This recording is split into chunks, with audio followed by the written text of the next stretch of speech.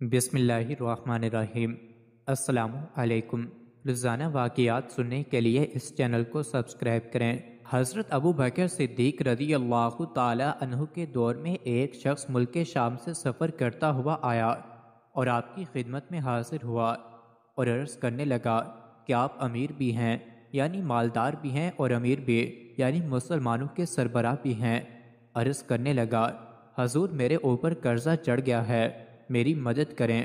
تو آپ اس کو اپنے گھر لے گئے۔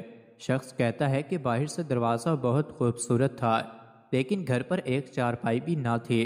کھجور کی چھال کی چٹائیاں بچھی ہوئی تھیں اور وہ بھی پھٹی ہوئی۔ فرماتے ہیں سیدنا صدیق اکبر رضی اللہ تعالی عنہ نے مجھے چٹائی پر بٹھا لیا اور مجھے کہنے لگے یار ایک عجیب بات نہ بتاؤں؟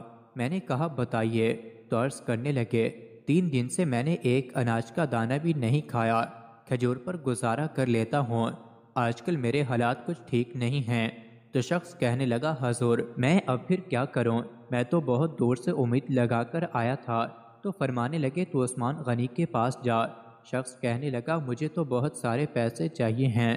تو آپ نے فرمایا تیری سوچ وہاں ختم ہوتی ہے جہاں سے عثمان غنی کی سخاوت شروع ہوتی ہے، تو جا ان کے پاس۔ وہ شخص کہنے لگا آپ کا نام لوں، مجھے امیر المومنین نے بھیجا ہے۔